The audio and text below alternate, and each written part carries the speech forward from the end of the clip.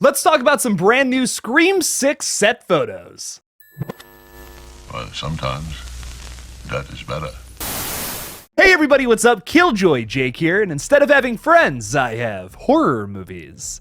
Today we're talking a little bit about some brand new set photos from across the internet and also from an amazing page over here on YouTube, Discover Montreal. Thank you so much to Chris from that channel for giving us a lot of these awesome photos. I already see a lot of people not giving credit to Chris, so make sure to check out his page. The link for that is in the description below. I had the honor of being on a live stream with Chris when he debuted some of these photos over on Craven Something Scary's page, so massive shout out to both of them. So getting into a few new behind the scenes photos, and then we'll get into the stuff from Chris from Discover Montreal. Our first set piece though at Mel's studio in Montreal, Canada is this picture right here. It appears to be maybe somebody's like the interior of their apartment building or something along those lines. There's a bunch of flowers and like flower pots and some lanterns too, like right in the middle there. So I'm not 100% sure what else this could be except some kind of New York apartment. I don't think it's Gail's apartment because she is a much more prominent like celebrity in New York now. She is like almost at the zenith of her career, I would say. Like she's hosting a morning show. So Gail Weathers probably has a nice house, and we're going to talk about a set later on in this video that I feel like could be Gail's house instead. This set, on the other hand, I'm assuming is either Kirbys apartment or Sam's apartment, because I think a lot of the other characters in this movie, we will either not have to go to their apartments or they're going to be college kids living in like a dorm somewhere on Blackmore University. So right now, my guess is leaning much more towards Kirbys' character's apartment. My spidey senses are just tingling here. I just feel like this could be Kirbys' apartment. I have a reason with the plants that we'll talk about a little later in this video too, so you're gonna want to stick around. This is gonna be a banger. The second photo here, we get what looks much more like the interior of a house is what would be my guess. This is what I'm speculating is going to be Gail Weathers' house, just because like I said, like she's the host of a big morning show. She clearly has money and status and all that. She's got a nice place to live somewhere in New York. And considering that Gail is the only character from like the main three Scream characters coming back for the 6th entry, I would assume that she's going to have some kind of big chase scene in her house, which I think would be super dope. I don't want Gail to die in this film, but do I want her to get chased through her house a little? Maybe a little bit of the stabby? Absolutely. As I talked about in my last video though, she is done filming now, so that whatever it is, it's in the can, it's done. But these are just my theories. Whatever they do for Scream 6 though, I just hope we get some good chase scenes. That's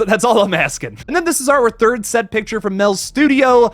I couldn't really tell you what this is. We can't really see anything from like what this is supposed to be. It does look way smaller though than the other two sets, so I'm assuming that this is just like a one room kind of setting. I'm not 100% sure what it could be, but I don't think they're doing a chase scene in this tiny little room. I can tell you that. This could be a set for like two characters sitting down and talking at one point. I mean, I really think that's all we can decipher from this very like limited photo where we can't even see what's on the set. We're kind of just seeing behind it. So I can't really speculate too much as to what this is. Moving on to some of the pictures that Chris from Discover Montreal took, we have this one right here, a facade of a subway system essentially. It's not a real like subway entrance or anything like that. Like I said, this movie is being filmed in Montreal, Canada, where yes, they do have a subway system, but they don't look like this. This is very New Yorkian.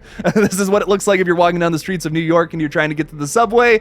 This is a facade. Like I said, it's not real, it's fake, but it does look cool, and the attention to detail is amazing because in, I believe, this shot right here is the other side of it, and we can see a lot more graffiti, something that I've seen a lot of people complain about online about like, oh my god, it's supposed to be New York and there's no graffiti anywhere. These set pictures are gonna make you very happy. That's all I'm gonna say. We also have this picture here, which is like a big crane next to a very specific building, which we're gonna talk about in a minute. I would assume that they're just going to be doing like some panning shots with the crane here, just some like really cool stuff, maybe someone walking down the street and they're just kind of like filming them from afar.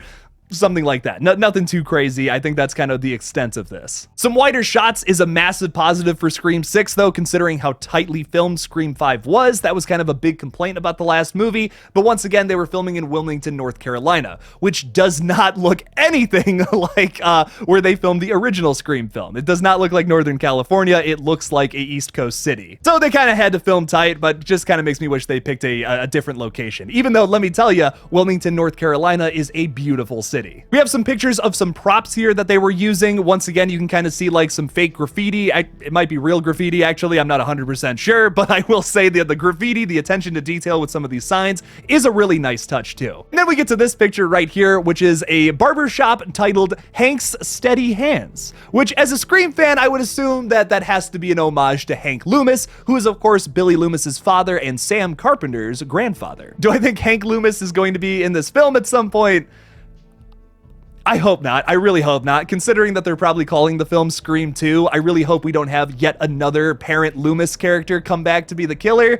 I'm just not a fan of that. I just don't want to see that. Let's do some news things. Let's write some news stories about other killers. we don't have to do that again. And then the coolest Easter egg, which yes, that's what I think the extent of these things are going to be, is Jill's flower shop, which this actually kind of leads into a crazy theory I have about that picture from before. Once again, something that I think is just an Easter egg for the extent of it, but this could lead to a really cool scene with Kirbys' character. Remember how I was saying before that I really think my spidey senses are tingling here, and I think this picture has to be Kirbys' apartment? Wouldn't it be a really cool scene to see Kirby shopping at Jill's flower shop, looking for plants and bringing them back to her apartment? There's just something really ominous and creepy about that to me. I think it would be kind of a cool scene, especially if they're going to do flashback scenes to like something that happened during the events of Scream 4, which is something that has been heavily rumored about this upcoming new film.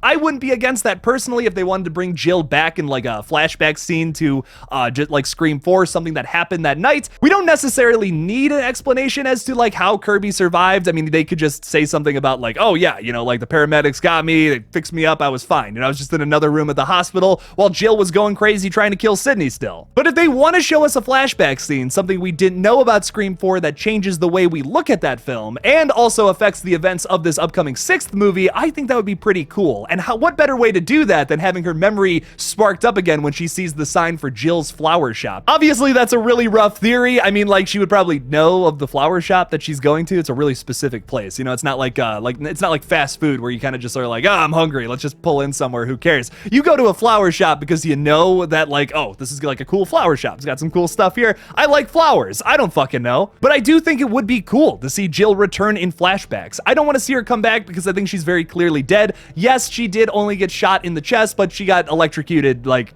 in the brain, which I don't think you would survive personally. But then again, I mean, hey, like Stu probably survived that CRT TV dropped on his head, so anything's possible. And I know I'm gonna get this comment about like, oh, well, Jake, what about Hank Loomis? He's still totally alive. Why don't you want to bring him back? Because it would be the Mrs. Loomis thing all over again. I don't want to see another Loomis parent going after their kids, granddaughters, whoever. I don't want to see it. We don't need any more Loomises, man. We can do a brand new story in New York City that does not tie into anything from the past. This franchise, in my opinion, has a really weird desire to make everything connect, and that's really going to hurt some of these later sequels. If Scream 6 doesn't detach itself from the other movies, I think it's going to fail ultimately. It needs to tell a brand new story, or it's going to overcomplicate itself, just turning the new film into a mess. So I can see them working the Jill stuff into the overall plotline. We have Kirby coming back, who could, yes, in theory, have some kind of connection to Jill. We could do some kind of flashback scene with that. Cool, Emma Roberts could come back, it would be a great scene. But if they want to try to make the killer Hank Loomis or some kind of connection to the Loomis family, I just feel like that is so overplayed and would make this movie way too overcomplicated and way too campy. What do you guys think about these crazy theories though? Do you like these Easter eggs that they have implemented into Scream 6? Do you think they could be more than Easter eggs? And do you think Jill could come back in flashbacks for Scream 6? Leave me something about it in the comments below. Thank you guys so much for watching this new Scream 6 update. Don't forget to like this video and subscribe for more horror content. Please make sure to support this channel on Patreon if you really want to help me grow, or become a channel member by clicking that join button on my page.